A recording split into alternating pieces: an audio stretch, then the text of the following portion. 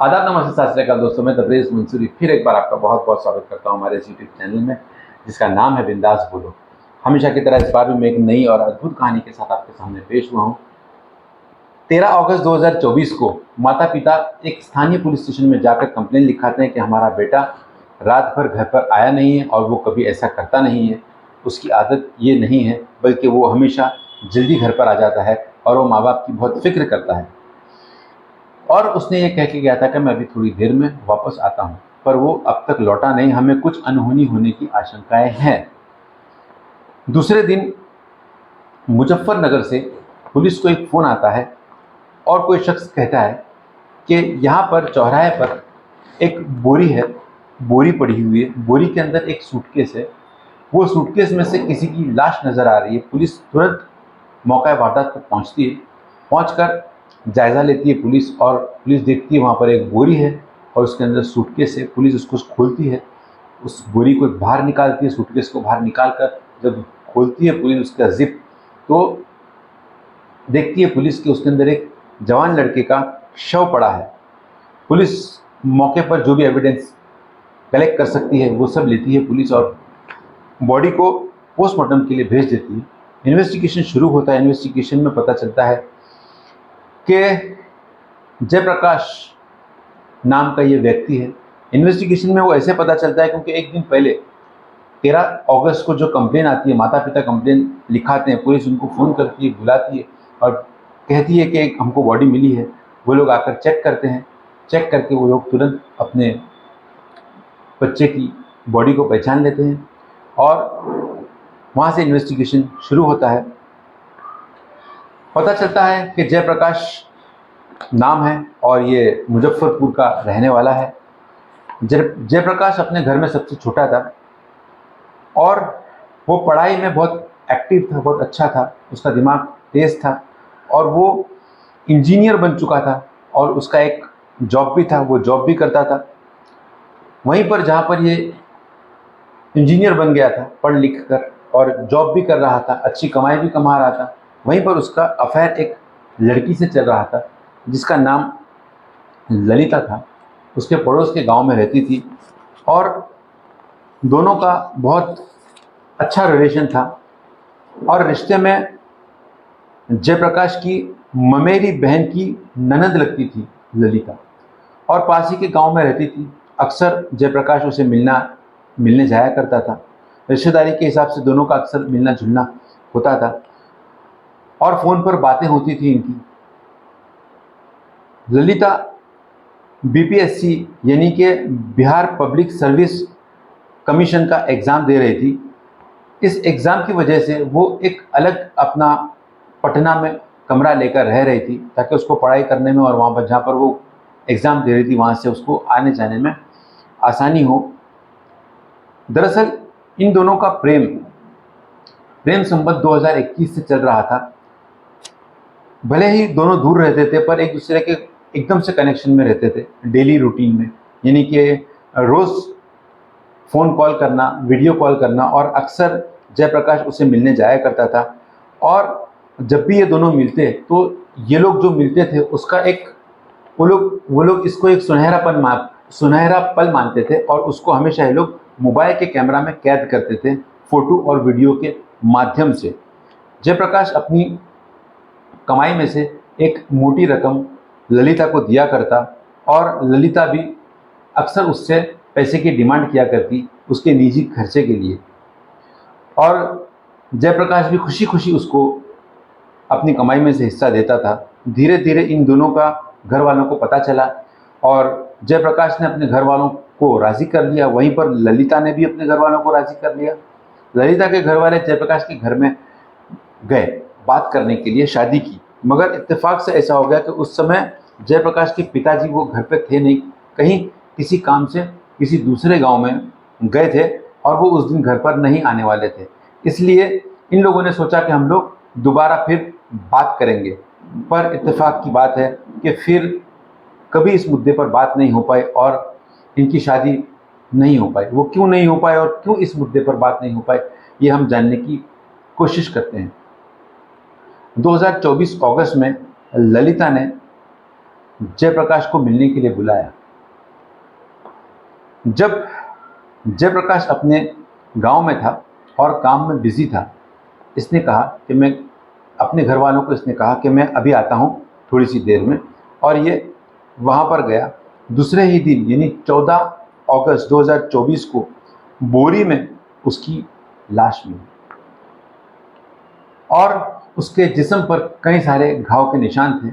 उसके गला कटा हुआ था और उसके पेट वगैरह पे, सीने वगैरह पे काफ़ी सारे घाव के निशान थे।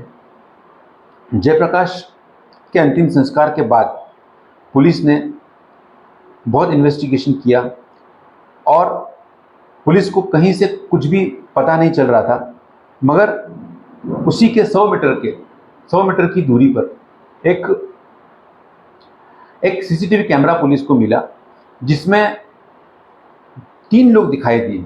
वो 3 लोग साइकिल पे थे अलग अलग, और उनके पास में से उनमें से एक के पास एक बोरी थी। वो वही बोरी थी जिसमें ललित की बॉडी मिली थी।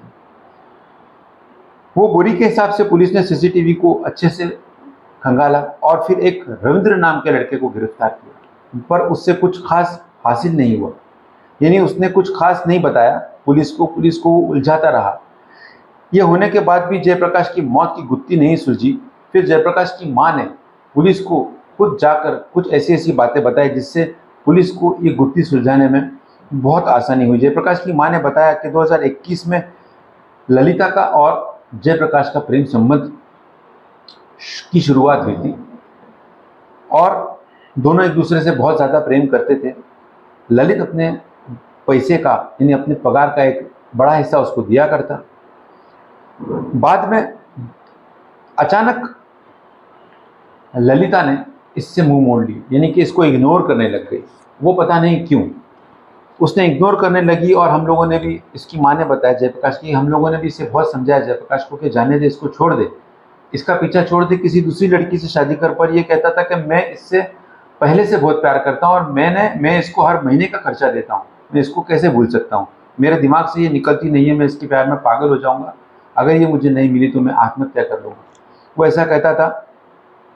जबकि उसका ललिता का एक भाई था जिसने आकर जयप्रकाश की माँ और पिता को मैं जयप्रकाश को जान से मार दूंगा ऐसी धमकी दी। इसके घर वाले बहुत डर गए और इन लोगों ने जयप्रकाश को गांव में काम करने के लिए भेज दिया और कहा कि तुम गांव में ही रहना, यहाँ पर नहीं रहना, डर के मारे। और लेकिन जयप्रकाश गांव में रहकर भी ललिता को फ़ोन करता और उससे वीडियो कॉल पे कभी बात करता, कभी नॉर्मल कॉल पे बात करता। एक दिन जयप्रकाश ने ललिता को वीडियो कॉल किया। वीडियो कॉल में उसने, जब दोनों बात कर रहे थे, तो उसने देखा कि पीछे से कोई एक लड़का जाता हुआ उसे नजर आया। तो उसने पूछा ललिता को कि मैंने तुम्हारे पीछे एक लड़के को देखा, वो कौन है, जबकि तुम अपने कमरे में मौजूद हो, तुम्हारे कमरे में कौन है लड़का, बताओ मुझे कैमरा में। तो वो उससे बहस करने लगी। बहस करके उसने थोड़ा सा टाइम पास किया और फिर वो पूरे कमरे को कैमरा से बताने लगी कि देखो यहाँ पर कोई भी नहीं है। उसने देखा कि जो मेन एंट्रेंस का दरवाज़ा था वो दरवाज़ा हिल रहा था, यानी कि जस्ट अभी कोई वहाँ से बाहर निकला हो और दरवाज़ा हिल रहा हो, ऐसा। जयप्रकाश बहुत परेशान हुआ और जयप्रकाश का और ललिता का बहुत झगड़ा हुआ। ललिता ने उसके माँ बाप को भी फ़ोन करके वार्न किया कि जयप्रकाश से कह दो कि मुझे फ़ोन नहीं करे और वीडियो कॉल नहीं करे दोबारा। यहाँ पर जयप्रकाश के घर वालों ने उसे फिर जोर डाला कि तुम उसको भूल जाओ, तुम उसको फ़ोन मत करो, मगर जयप्रकाश उसको भूल नहीं पा रहा था। जयप्रकाश को वो फ़ोन उठाने से एकदम उसने इनकार कर दिया।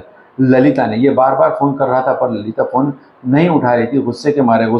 यहाँ पर जयप्रकाश भी बहुत गुस्सा हो गया और ललिता ने शादी करने से भी इनकार कर दिया, उसके माँ बाप को और इसको भी, जयप्रकाश को भी इनकार कर दिया। जयप्रकाश गुस्से में आ गया। गुस्से में आकर जयप्रकाश के पास जो फोटोज थे उसके और ललिता के, जो सुनहरी पल को वो लोग कैमरा में कैद किया करते थे मोबाइल के कैमरा में, वो सारे उसने फोटोज और वीडियोस ललिता के पिता और भाई को सेंड कर दिया। और ललिता ने 13 अगस्त को जयप्रकाश को मिलने बुलाया और मिलने बुलाने के बाद में दोनों गए एक होटल में। वहाँ से उन लोगों ने थोड़ा समय बिताया साथ में, खाना वगैरह खाकर ललिता ने उसे एक अपने भाई के घर पर लेकर गया, जो उसके ममेरा भाई था। ममेरा भाई जो किराए पर रहता था पास ही के गांव में। ललिता ने उसे वहाँ पर लेके गई और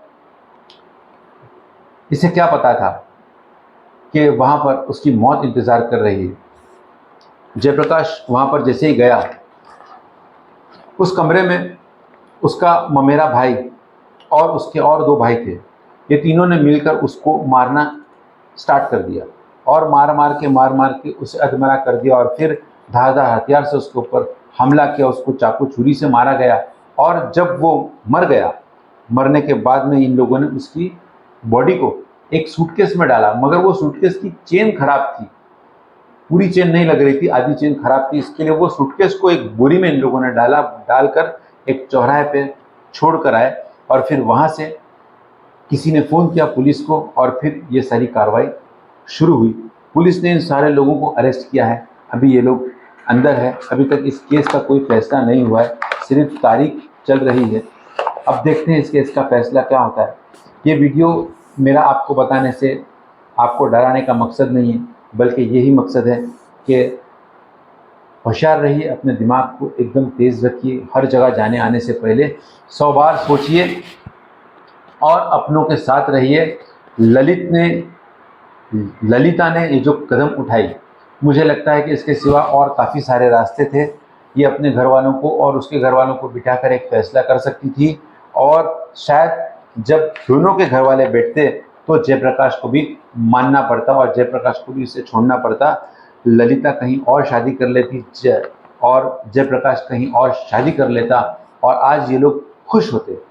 अब हुआ क्या, इनके एक गलत फैसले की वजह से जयप्रकाश मारा गया और ललिता जेल में अपने भाइयों के साथ।